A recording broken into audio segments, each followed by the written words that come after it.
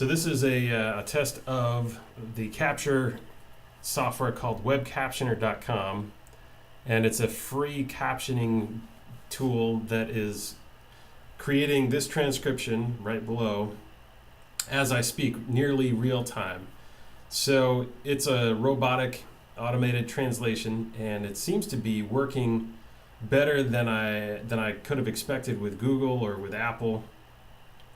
As you can see, it's auto-correcting and going back and fixing words that it may or may not have 100% assurance that it's correct. There's some little bit of delay, especially when initially speaking. It's not quite sure what I'm going to say, and so the first two words seems to be confusing. But you'll see that my ahs and my ums and my stuttering is actually getting cut out of the transcription for the most part, which is incredibly helpful.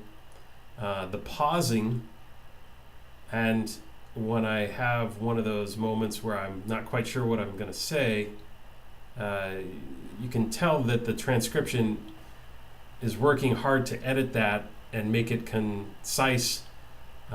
It's also working well as a way to match up to my video, and in other words, it's not getting behind. I can also clear the transcription box. There's a couple of little keys that you can use. I can also change the font and some of the texture and that kind of thing.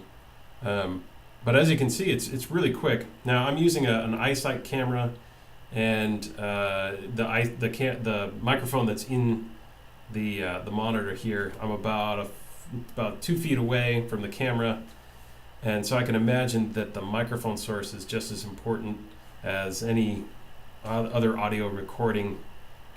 In that, if you have a handheld, it's going to work really well, but if you are in a noisy room with lots of fan noise or distortion, it's not going to, the transcription is not going to be able to pick that up. It's pretty great.